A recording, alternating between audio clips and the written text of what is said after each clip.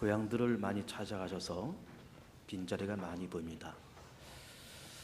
건강한 가정들, 행복한 가정들 되시기를 먼저 축복합니다.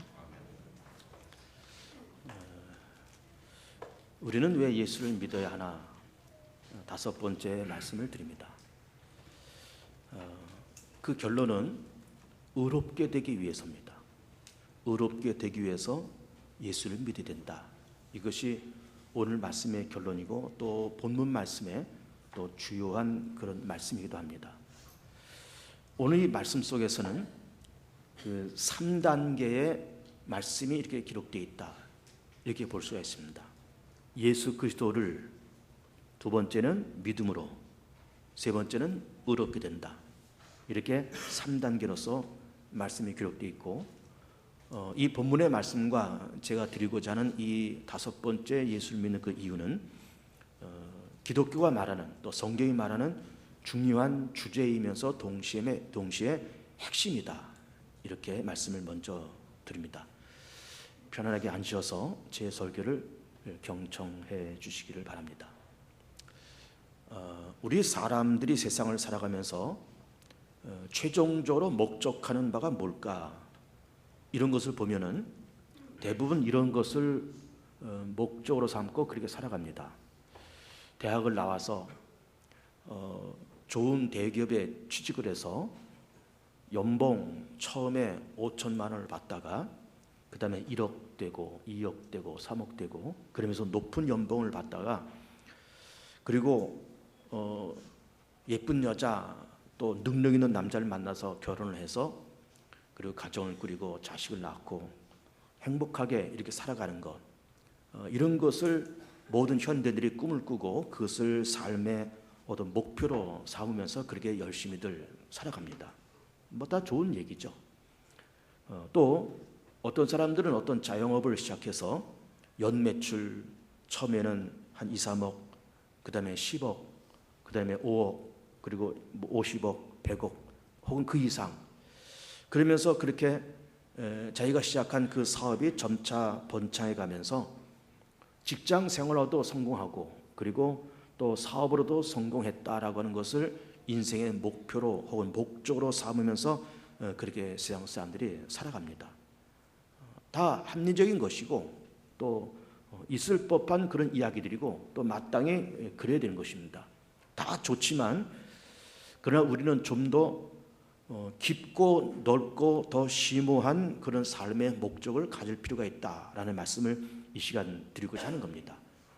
우리는 적어도 하나님께로부터 지음받은 피조물이고 그리고 하나님의 형상으로 지음받았고 동시에 만물의 영장이기에 조금 전에 말씀드린 그런 세상적이고 가시적인 그런 삶의 목적을 넘어서 우리는 궁극적으로 우리 삶의 목적이 무엇이 되어야 되는가 하면 하나님을 만나서 그리고 그 하나님께로부터 내가 인정받고 그리고 내가 용서되고 하나님과 관계성이 회복되고 화해가 이루어지고 그러면서 천국으로부터 내가 입소되는 것이 허락되어서 그 천국에 들어가서 하나님과 더불어서 영원히 살아가는 것, 이것이 우리의 삶의 궁극적인 목적과 궁극적인 우리의 삶의 목표가 되어야 된다, 이런 말씀을 드리고 싶은 겁니다.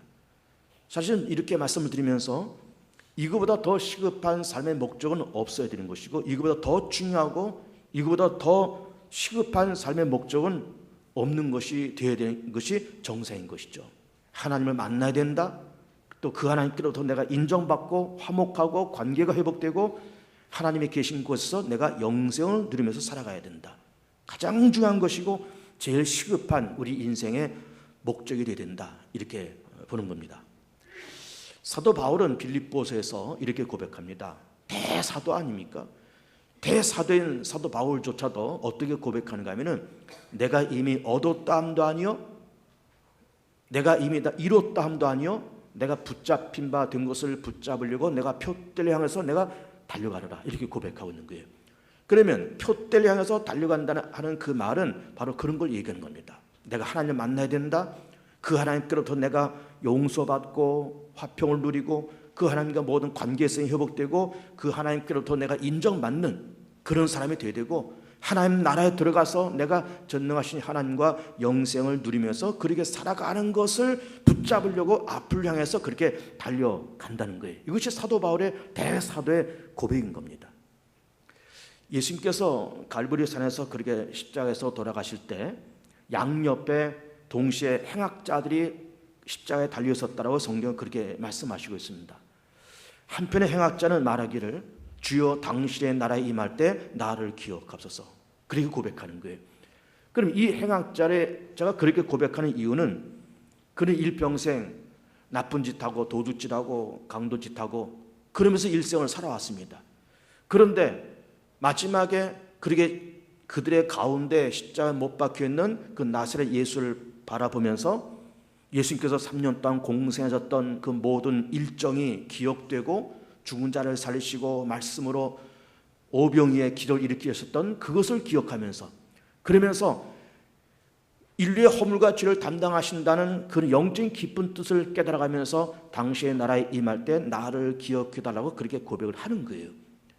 일평생 살아오면서 나쁜 짓하고 별짓을 다 했지만 마지막에 내가 하나님을 만나고 그 하나님께로서 내가 용서되고 관계성이 회복되고 그 하나님의 나라에서 내가 영생을 누리면서 살아야 되겠다는 그 간절한 열망을 인생 마지막에 그렇게 깨달은 거예요. 사마리아 여자의 이야기를 우리는 기억하고 있습니다. 남편이 5명이 있었고 지금 사는 남자도 자기의 본 남편이 아닙니다.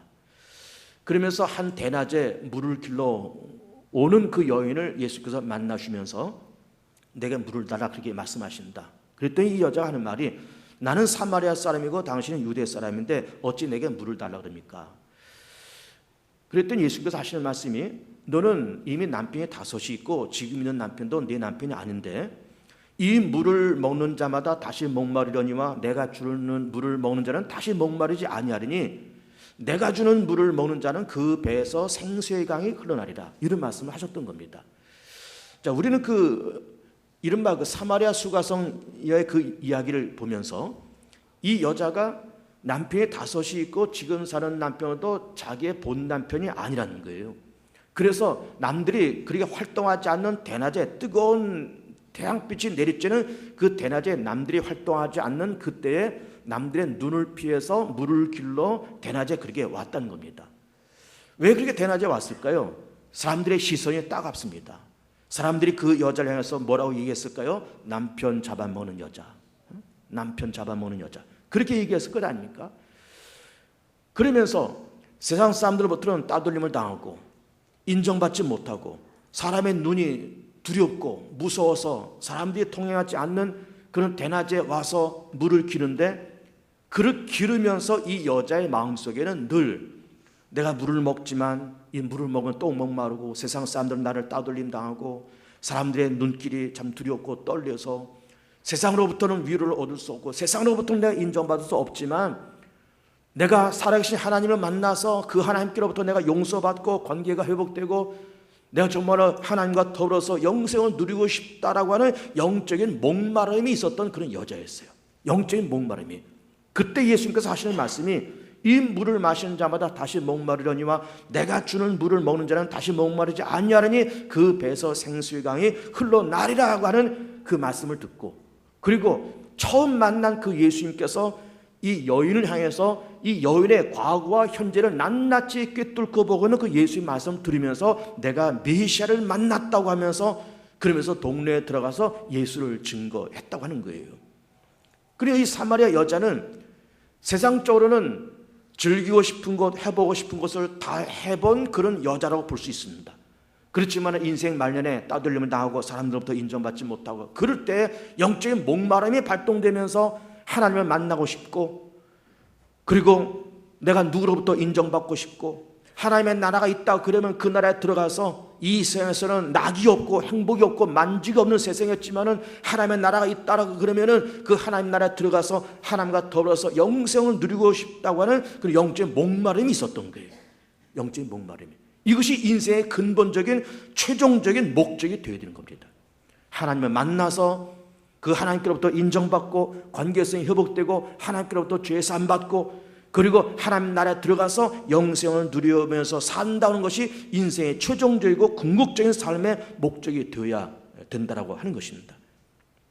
그래서 우리는 예수를 왜 믿어야 되나라고 하는 그런 5번째 말씀드리면서 결론은 예수를 믿어서 의롭게 되어야 된다. 그럼 의가 뭐냐? 의가 뭐냐라고 그럴 때 그 의는 이렇게 해석을 해보겠습니다. 의란 하나님을 내가 만나서 하나님께로부터 용서되고 화해되고 관계성이 회복되고 하나님 나라로부터 수용될 수 있는, 하나님께로부터 용납될 수 있는 그런 상태, 그런 조건, 이것을 의라고 그렇게 이야기를 하는 거예요. 관계성이 회복되고 화해되고 그러면서 용납되고 수용될 수 있는 그런 상태, 그런 조건, 이것이 바로 의다, 이렇게 얘기를 할 수가 있는 겁니다. 그런데 용납된다, 용서된다, 그리고 화해된다라고 하는 여러 말을 하면서 그 여러 해설되는 그런 문구 가운데서 가장 중요한 단어를 하나를 찾아본다 그러면은 그것은 바로 관계성의 회복이에요. 관계성의 회복. 하나님을 만나서 깨어진 관계성이 회복되고, 얽혔던 관계성이 다시 풀어지고, 그리고 막혔던 관계성이 회복되면서 그리스도 예수 안에서 하나님과 내가 하나가 되어서 내 안에 하나님이 계시고 하나님 안에 내가 있으면서, 그러면서 하나님과의 아무런 막힘이 없는, 아무런 갈등이 없는 그런 관계성이 회복되고 유지되고 하나님께로부터 용납될 수 있는 그런 상태, 그런 조건, 이것이 바로 의인 거예요. 그리고 의의 가장 중요한 핵심은 예수 안에서 하나님과의 관계성 회복인 겁니다. 관계성 회복. 그런데 관계성 회복이라는 것이 의다, 이렇게 말씀드리겠고, 하나님과의 관계성 회복이 중요하다, 이것이 우리 삶의 궁극적인 목적이 되어야 된다, 이런 말씀 드리고 있으면서 그 관계성 회복은 비단 하나님과 우리와의만의 문제로만 국한되는 것은 절대로 아니에요. 인간이 사는 이 땅에서도 관계성 회복이라고 하는 이 명제는 굉장히 중요하고 꼭 필요한 그런 명제라고 볼 수가 있는 겁니다. 예를 들어서 어떤 남자가 조강지처와 가정을 버리고 뛰쳐나가서 세상에 나가서 뭐 사업하네 뭐하네 그러면서 세상에 나가서 뭐 어떤 일을 한다고 쳐봅시다. 뭐 그렇게 하면서 돈도 벌었고 사회적인 지위와 사회적인 명분도 쌓았다고 쳐보세요. 그러나 그 사람이 가정을 버리고 조강지처를 버리고 그렇게 나가서 돈도 벌고 사회적인 명분과 지위를 얻은 것까지는 좋은데 그것만이 삶의 최종적인 목적이 되어서는 아니 되는 거예요. 그렇게 된 건 물론 다행스러운 거지만은 그가 마지막 해야 될 것이 뭔가 하면은 가족과의 화해입니다. 가족과의 관계성 회복인 거예요. 다시 가정으로 돌아와서 조강지처를 다시 회복시키고 자식들을 다시 불러 모아서 가족 공동체를 회복하고 가족과의 깨어졌던 관계, 그동안에 어떤 서운했던 관계, 여러 가지 얽히고 설켰던 그런 관계를 회복시켜서 가정을 회복하고 가족 구성원의 그 공동체의 모든 관계성을 회복하는 것이 이 사람의 마지막 가야 할 그런 길인 거예요. 나가서 돈 벌었다, 뭐 그렇게 해서 뭐 사회적 명분도 있고 높은 지위에 올라갔다, 그것만으로 끝나면 안 되는 거예요. 와서 가족을 회복시키는 것이 그 사람의 삶의 궁극적인 목적이 되어야 되는 겁니다. 누가복음에는 그 유명한 탕자의 이야기를 한번 여러분 생각해 보세요. 그 이야기는 이렇게 됩니다. 자, 아버지 재산을 미리 가지고 나갔다는 것 아닙니까? 유산을 미리 주십시오. 사실은 우리가 상식적으로 생각할 때 유산이라는 것은 부모님이 돌아가시고 난 이후에 자식들한테 분배되는 것이 유산인데, 이 둘째 아들은 좀 방탕기가 있어서 아버지가 시퍼렇게 살아계실 때 벌써 유산을 달라고 그럽니다. 자기 몫을 먼저 달라고 그러는 거예요. 아버지가 걱정과 염려가 많지만은 자식 이기는 부모가 없다고 하듯이 그냥 어쨌든 그렇게 하니까는 좋습니다. 아니나 다를까 생각한 것처럼 나가서, 우리가 성경의 말씀으로 다 나가서 먼 나라 가서 다 허랑방탕에 없애고 창기들과 함께 먹어서 없애고, 그러면서 흉년도 들고 돼지 집에 들어가고 돼지가 먹는 쥐염 열매도 준 적 없어 그것조차도 못 먹고 그러면서 뉘우치고 아버지 앞에 돌아왔다. 그 이야기가 탕자의 이야기 아닙니까? 근데 우리가 그 스토리를 조금 이렇게 바꾸어서 이런 얘기가 전개됐다고 한번 쳐보세요. 아버지 재산을 미리 상속받아서 그런 나갔다. 그럼 나가서 이걸 뭐 사업을 하고 이렇게 해서 큰 돈을 벌었다. 그래서 바깥에 나가서 외국에 나가서 막 떵떵거려서 잘 산다. 그렇게 이야기가 전개됐다고 쳐보세요. 그러면 그 자식이 그렇게 아버지 재산을 미리 가져가서 나가서 이걸 어떻게 해서 큰 돈을 벌고 사회적인 명분과 지위를 얻었고 그것으로 그 탕자의 이야기가 끝났다 그러면 그것은 반쪽의 인생인 거예요. 그렇게 됐다 그러면은 그럴지라도 나가서 돈 벌고 좋고 사회적인 명분과 지위 얻은 것 좋지만 거기서 인생의 목적이 끝나면 안 되고 아버지 앞에 돌아와서 석고대죄를 해가면서 아버지 죽을 찌를 줬다라고, 아버지 죽을 찌를 줬다고, 아버지 가슴에 내가 못을 받고 아버지한테 내가 큰 욕을 돌리고 내가 이렇게 아버지한테 몹쓸 짓을 했으니 용서해달라고 무릎 꿇고 눈물 흘리면서 석고대죄를 해야 그것이 인생의 마지막 마무리가 잘 되는 거지. 아버지 가슴에 못 받고 아버지 가슴을 아프게 하고 나가서 돈 벌고 사회적인 지위와 명분을 얻었다고 하는 것으로 땡 이것으로 끝났다 그러면 그것은 온전한 인간이 아닌 거예요. 그건 사람이 할 짓이 아닌 거예요. 할 짓이 아닌 겁니다. 그래서 관계성 회복이라고 하는 것은 하나님과의 관계성 회복도 물론 중요한 것이고 그것을 의로 그렇게 지금 해설하고 있지만은 관계성 회복이라고 하는 것이 인간이 사는 이 세상에서도 똑같이 중요하게 적용되는 그런 명제인 겁니다. 다른 예를 또 든다 그러면은 IT 기업에서 중요한 것은 기술이잖아요. 기술 특허 이런 거지 않습니까? 근데 어느 A라는 기업에서 기술 특허를 얻어서 그러면서 사업을 꾸려나갑니다. 그런데 중간 간부쯤 되는 어떤 A라는 사람이 자기 회사가 갖고 있는 모든 기밀 문서와 모든 기술과 노하우를 USB에 담아가지고 이거를 경쟁업체에 팔아넘겨서 몇 억의 대가를 받았다고 쳐보세요. 그러고 싹 도망갔습니다. 그러고 나서는 그 일 이후에 경쟁업체가 그 기술을 빼돌려서 그 경쟁업체는 잘 되고 기술을 빼앗긴 이 회사는 망했다고 쳐보세요. 그럼 이 기술을 뺏어간 그 중간 간부는 그렇게 해서 기술을 넘겨서 수억 원의 대가를 받으면서 자기는 허랑방탕에 살고 먹고 살만한 그런 재산이 됐을지는 모르지만 그것으로 그 인생이 끝나면 안 되는 거예요. 본래 회사에 돌아와서 사장 앞에 무릎 꿇고 석고대죄를 해가면서 용서해달라고 잘못했다라고, 내가 잠깐 눈이 어두워져서 잠깐 내가 돈에 눈이 멀어가지고 이 회사의 기밀을 내가 뺏어서 이렇게 했는데 사장님 정말로 내가 죽을 죄를 졌다라고 그렇게 용서하면서 사죄를 비는 것이 이것이 사람이 할 노릇이지, 그렇게 하고서는 몇 억을 빼먹고서는 도망가면서 자기를 그렇게 길러준 그 회사를 망가뜨리고 회사에 그렇게 배신을 하고서는 그렇게 도망가는 것은 이것은 인간이 할 짓이 아닌 거예요. 그러니까는 관계성 회복이라고 하는 것은 하나님과 우리와의 관계성 회복도 중요하지만은 우리가 세상을 살아가면서 이것이 가정이 되었던 회사 공동체가 되었던 어떤 공동체가 되었던 관계성 회복이라는 것은 사람의 세상을 살아가면서 굉장히 중요한 그런 명제인 겁니다.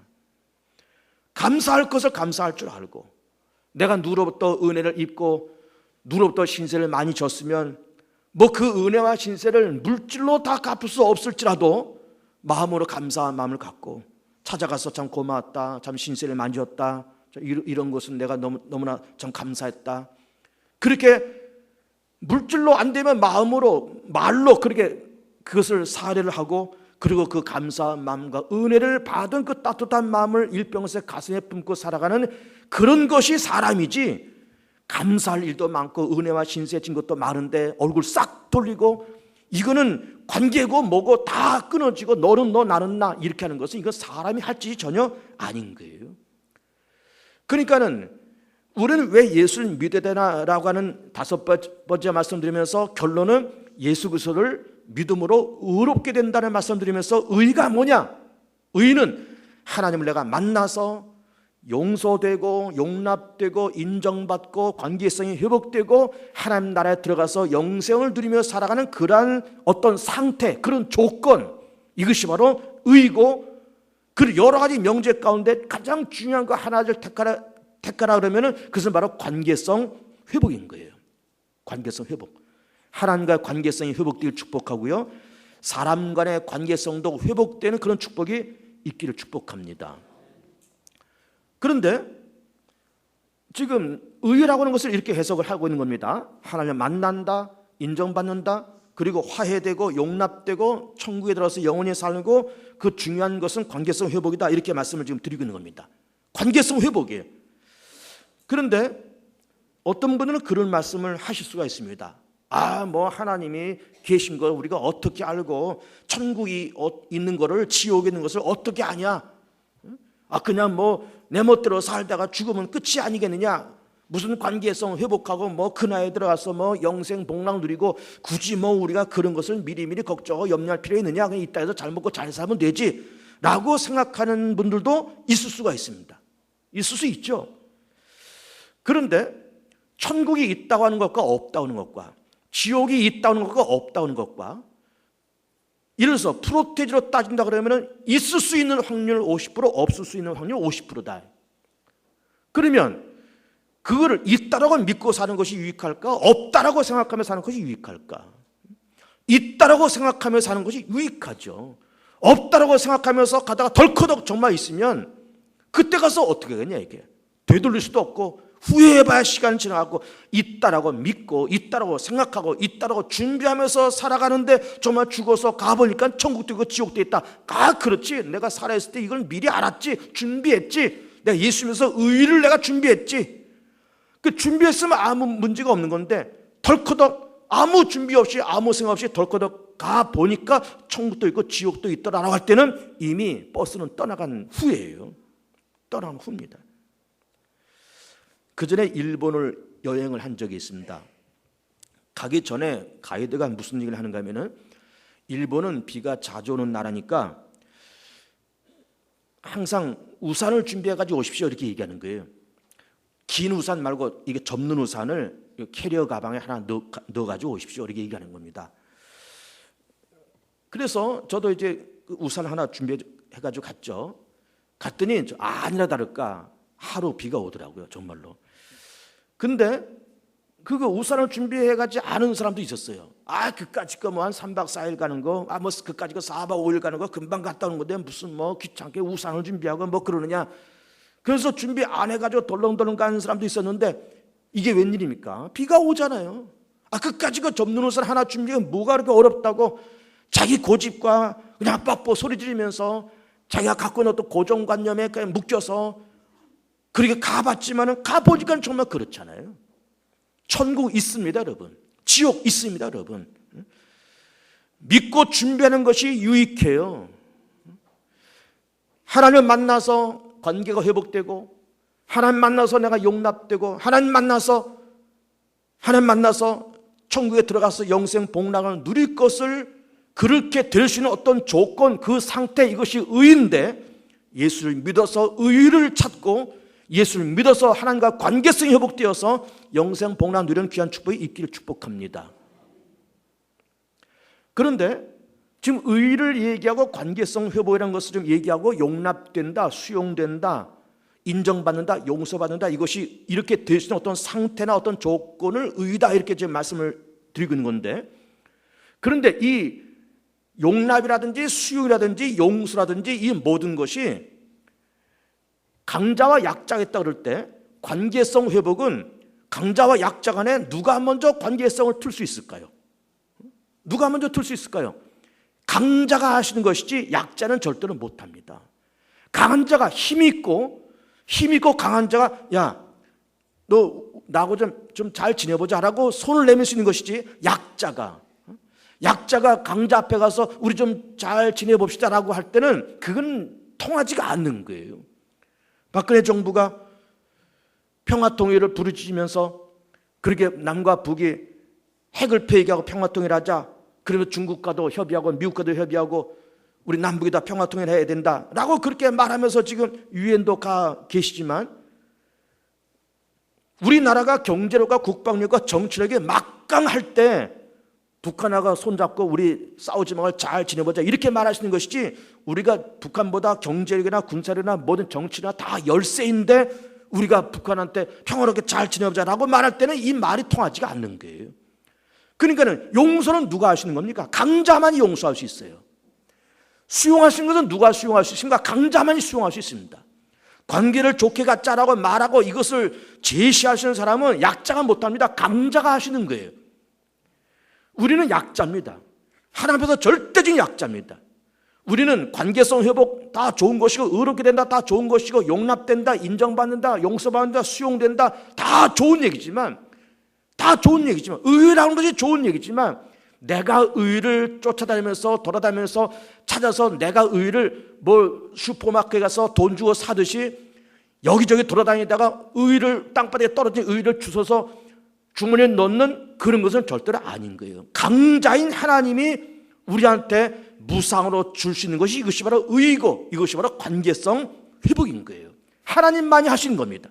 의가 중요한 것이지만 하나님만이 줄 수 있는 것이고, 하나님만이 하시는 것이고, 하나님만이 용서할 수 있고, 하나님만이 화해할 수 있고, 하나님만이 관계성 회복을 주도할 수 있는 거예요. 우리는 주도할 수 없습니다. 별일을 다 해도 돈으로도 안 되고 힘이 있어도 안 되고, 우리가 무슨 굉장한 사회적인 명분과 지위가 있어도 이런 의와 관계성 회복은 우리의 힘이나 우리의 노력이나 우리의 어떤 계획으로 이루어지는 것이 절대로 아니에요. 그래서 오늘 본문에 있듯이 율법의 행위를 가지고는 의롭다함을 얻을 육체가 없다는 거예요. 이 말씀이 뭘까요? 율법의 행위, 내가 뭘 했다, 무슨 자선사업하고 무슨 선한 사업을 하고 내가 이만한 사회적인 지위가 있고 이만한 재산이 있고 별일을 다 해도 그것 가지고 의롭다함을 얻을 육체가 없고, 의롭다함을 허락하고 관계성을 틀 수 있는 주도적으로 이것을 하시는 분은 하나님밖에 없습니다. 하나님이 하셔야 되는 거예요. 하나님이 우리를 의롭다고 말씀하시고, 하나님의 관계성을 틀 수 있는 것이고, 하나님이 우리를 용납하시는 것이고, 하나님만이 천국 문을 열 수 있는 그런 주도권을 하나님이 갖고 계세요. 의는 내가 찾는 것이 아닙니다. 의는 주어지는 거예요. 위로부터 주어지는 겁니다. 그래서 의라고 하는 것은, 관계성 회복이라는 것은 주어지는 것이기 때문에 의는 하나님의 선물이요, 하나님의 은혜인 거예요. 하나님의 은혜인 겁니다. 그런데 의라고 하는 것을 지금 이렇게 설명을 해 나가고 있는 겁니다. 하나님께로부터 용납된다, 수용된다, 천국으로부터 내가 용납되고 수용된다, 하나님과의 관계에서 회복된다, 그렇게 될 수 있는 어떤 상태 조건, 이것이 의다. 이거는 사람이 아무리 애를 써도 사람이 가질 수 있는 그런 명제가 아니고 위로부터 주어질 때 가능하다, 이런 말씀을 드리고 있는 겁니다. 그런데 지금 이 본문의 말씀 속에서는, 갈라디아서 2장 16절 이 짧은 한마디 말씀 속에서는 우리가 예수를 왜 믿어야 되느냐라고 하는 것의 결론은 의를 찾기 위해서 그렇게 된다, 그런 말씀을 하고 있는 겁니다. 그러면서 3단계로 이 말씀이 전개되어 있다는 말씀을 드리고 있는 거예요. 예수 그리스도를 믿음을 통해서 의롭게 된다. 3단계로 이렇게 되어 있습니다. 그러면 의라고 하는 것을 그렇게 정리했다라고 그럴 때, 그러면 믿음을 통해서 의롭게 된다 그러면은 믿음은 또 뭐냐 이거예요. 믿음을 여러 가지로 해석할 수 있겠지만은 오늘 이 시간에는 믿음을 이렇게 해석을 해보려고 합니다. 믿음은 시인하는 것이고 긍정하는 거예요. 그렇다라고 긍정하는 거예요. 그렇다라고 내가 시인하는 거예요. 하나님이 살아계신 것, 그렇다라고 내가 시인하고 긍정하는 거예요. 예수가 하나님의 아들, 나를 위해서 나를 대신하셔 내 죄값을 대신 담당하셔 십자가에 죽으셨다는 것을 내가 시인하고 긍정하는 거예요. 내가 하나님께로부터 지음받은 피조물이라는 그 사실을 시인하고 긍정하는 겁니다. 그리고 내가 예수를 통해서만이 내가 구원받을 수 있다고 하는 것을 시인하고 긍정하는 것이, 이게 믿음이에요. 나는 피조물이요, 나는 죄인이요, 나는 보이는 죄, 보이지 않는 죄, 알고 지은 죄, 모르고 지은 죄, 무수한 죄가 나한테 있어서 이 죄를 가지고는 나는 도무지 의로워질 수 없고, 이 죄를 가지고는 나는 절대로 천당 갈 수 없고, 이 죄를 가지고는 절대로 나는 지옥 들어갈 수밖에 없는 존재라는 것을 시인하고 긍정하는 것이, 이것이 믿음인 겁니다. 시인과 긍정이에요. 여러분이 시인과 긍정이 얼마나 엄청난 차이를 주는지 한번 보세요. 형사재판에서도 피의자가 자기 죄를 시인하고 긍정하면 형량이 감축될 수가 있습니다. 예를 들어서 어떤 범죄자가 있습니다. 형법에 어떠한 죄를 지은 자에게는 징역 10년 이하로 처한다라는 법이 있다고 쳐보세요. 근데 그 사람이 정말 그런 죄를 졌어요. 그러면 판사는 그 피의자한테 최대 10년까지 형량을 구형할 수가 있습니다. 그런데 이 피의자가 자기 잘못을 인정하고 용서를 구하고 그리고 원고한테 자기의 죄를 시인하고, 그리고 자기가 지은 죄를 형량을 좀 감축해달라고 탄원하고, 이렇게 되면은 법적인 한도 내에서 10년 이하니까 1년도 내릴 수 있습니다. 왜? 10년 이하니까. 2년도 내릴 수 있어요. 10년 이하니까. 6개월도 내릴 수 있습니다. 10년 이하니까. 그렇잖아요. 이건 판사의 재량이에요. 그런데 그 피의자가 자기의 잘못을 전혀 시인하지 않습니다. 전혀 잘못을 뉘우치지 않습니다. 그러면은 10년 이하니까는 최고형을 때리는 거예요. 몇 년? 10년 때리는 거예요. 법정 최고 구형이 10년을 때리는 거예요.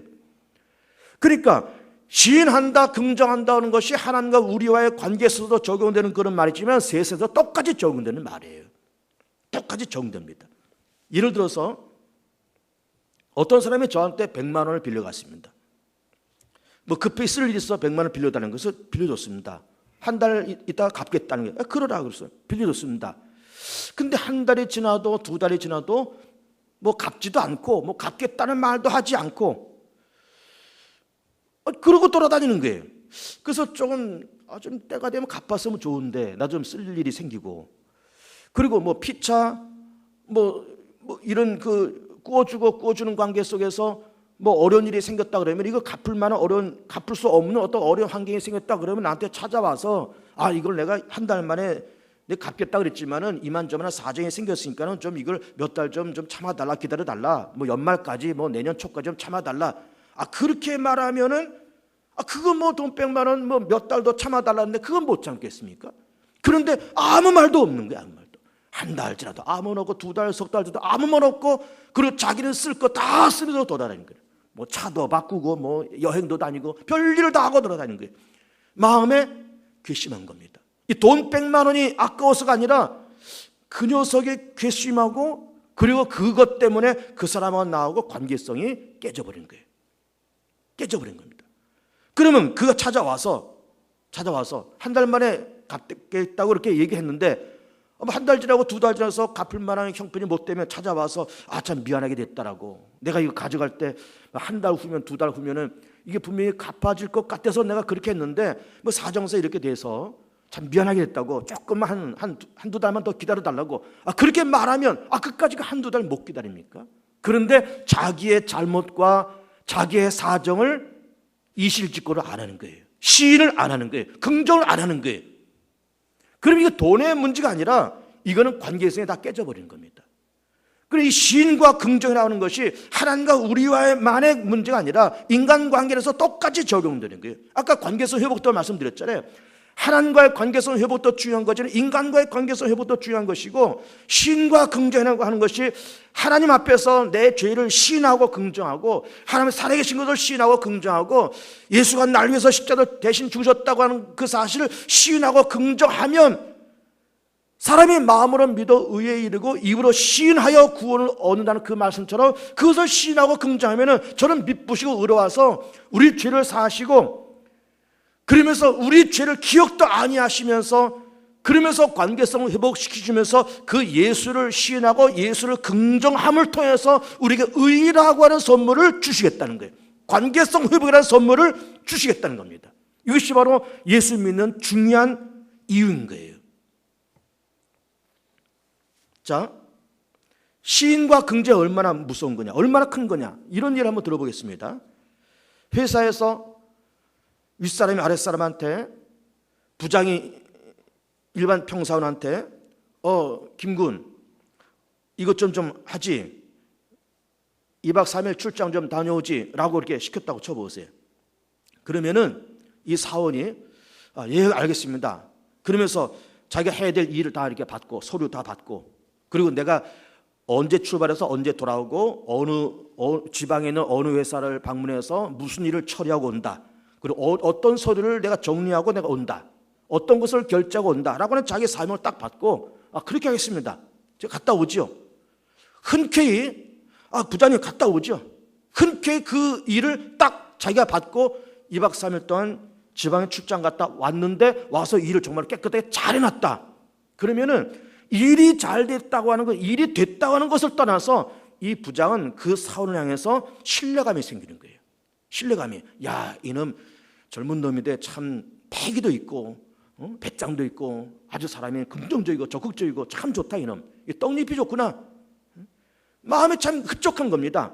그런데 다른 예를 들어서 부장이 어떤 사원한테 이군 어디 지방에 저 1박 2일 출장을 갔다 오지, 이러한 것 좀 해오지. 그런데 이 녀석이 하는 말이 이 핑계 저 핑계 되면서 이런 일이 있어 못 갑니다, 저런 일이 있어 못 갑니다.